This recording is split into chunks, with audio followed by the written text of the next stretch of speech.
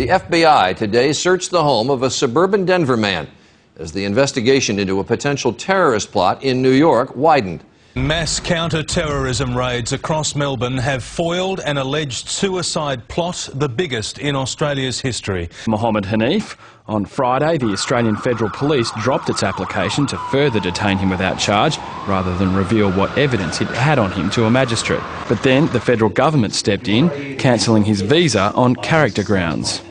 Based on information and advice I've received from the Australian Federal Police, I reasonably suspect that Dr. Hanif has had or has an association with persons involved in criminal conduct, namely terrorism. This is a sober reminder that the threat of terrorism to Australia continues.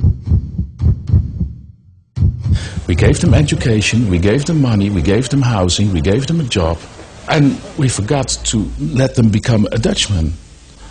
And we thought, well, they see our Dutch television, they see the gay life, and they see our whores, they see our soft drugs, they see the freedom we have here. And we were sure that they would like that. Oh yes, they would like our freedom. And they didn't? They didn't. They were ashamed. They thought we were very decadent. And we are.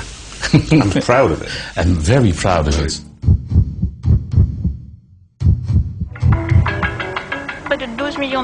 12 million pupils returned to school today, the day on which the new law on secularism banning conspicuous religious symbols in schools comes into force. Jeune fille.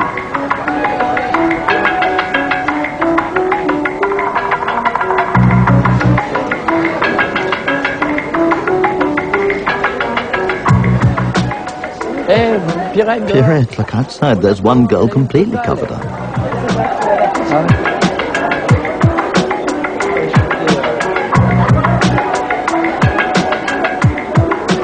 Alors deux choses.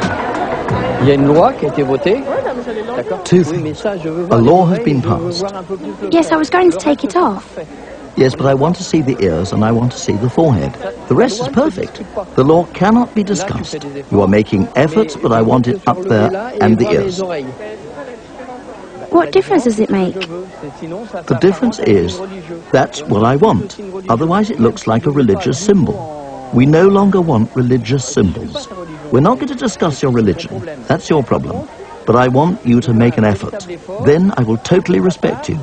But for it to be accepted as a bandana, you have to push it up and show your ears. And that will be the end of it. Do it now, please. Straight away.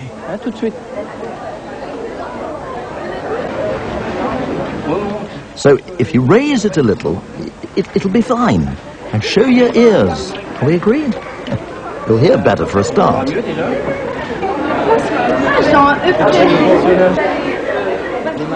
Hands in pockets. Take your hands out of your pockets. I was just about to make a mistake with the Sikh.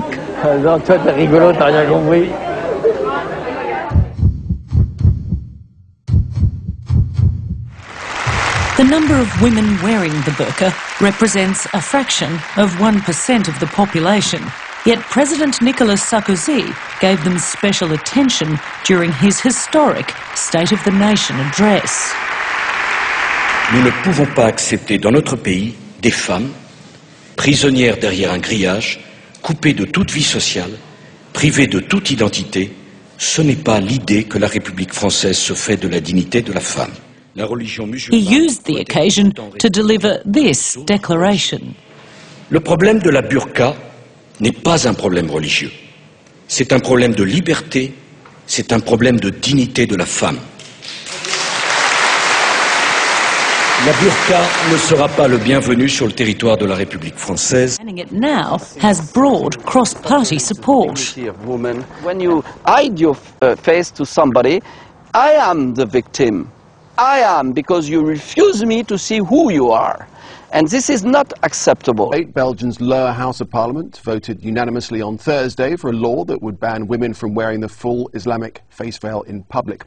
The law bans any clothing that obscures the identity of the wearer. It now goes to the Senate for approval before it would get enforced. Once approved, women wearing the burqa could be fined or sent to jail for a week. Geen andere manier There is no other way to look at the veil but as a mobile prison. It takes away any possibility for human communication and contact and destroys the humanity and freedom of the woman. This is actually a cultural statement. It's not a religious statement. This is a cultural choice to wear this. Now, cultural melting pot Australia. In Australia there is one culture, that is the Australian culture. We're allowing the fragmentation of other cultures and it's not working. And this is evidence that it's not working. Not the hold-up, not the burqa, but the fact that women are walking around in this climate wearing this kind of clothing and being repressed in this fashion is not an Australian value. Reverend knows he has an uphill battle. He's tabled this bill in Parliament, and if passed, it would stop anyone from covering their face in public. Most importantly, it would be against the law for Muslim women to wear the niqab or the burqa. Voters in Switzerland today overwhelmingly approved a ban on minarets, those tall towers built above many Muslim mosques. With that vote, Switzerland moves to the forefront of a growing European backlash against Islam. Minarets are the beginning of Islamization. The second step will be the call to prayer. The third step will be Sharia law. Here in Switzerland, we don't want that. The fact is, Muslims make up just 4% of Switzerland. Well, this is what I bring up in the piece. During World War II, it wasn't seen as our job to hunt through the Nazi inventory and sort out the murderers from the gentle souls. Our job, like in wars past, was to save ourselves by dealing a deadly blow to the enemy. How are we going to weed out the good Muslims from the bad Muslims, given taqiyya? I'm sure your listeners may not be familiar with that concept. It's deception, taqiyya, that is required in the Quran. Good Muslims are required to deceive infidels or non-believers. And there is no golden rule in Islam. So how are we going to know the good from the bad? Is a so-called good Muslim deceiving us or not? Absolutely. It's not our job to separate the good apples from the bad ones. All we're saying is it's our experience that this form of immigration has brought too many bad apples to Australia and bad cultural attitudes, and Australians are tired of it. Islamic fundamentalists. Islamic extremism. An Islamic extremist group with reported ties to Al-Qaeda. Islamists. Islamic radicals. Radical Islam. The Islamic fundamentalists. Moderate Muslims. Radical fundamentalist Islamic. Violent Islamic extremists. Radical fundamentalists. Muslim fanatics. Islamic terror. Radical Islam. Radicalized American Muslims. An Islamic extremist. Terror group. Islamic extremists. Muslim American terrorism. Homegrown terror. Islamic extremism. Radical fundamentalist Islamic. Terrorist act of war. Radical Islam. War of radical Islam. Fundamentalist Islamic. Menace of radical Islam. Sagt, ich zitiere, zeig mir doch. He said, and I quote, "Show me just what Muhammad brought that was new, and there you will find things only evil and inhuman, such as his command to spread by the sword the faith he preached."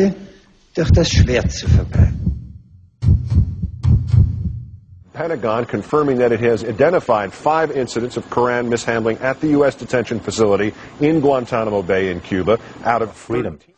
Do you believe that a moderate or democratic Islam can exist? No, I don't believe in it. I think there is no European Islam, there is no moderate Islam. Islam is, as I see it, a fascist ideology full of hatred, submission, and anything else that we should fight against. It is a culture of backwardness, of retardedness, of barbarism. No other religion on earth exists with a holy book dominated by hatred towards the non-believers.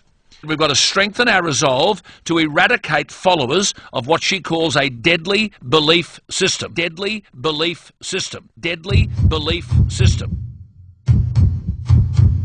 I emphasize again that we are not naive to plea for these attacks to stop. For you are part of a historical process that is rooted in the very first human being that walked this earth. You are part of a historical process that knows only the struggle between the haqq and the batil, between the truth and the falsehood. And this struggle We'll continue. We'll continue. We'll continue.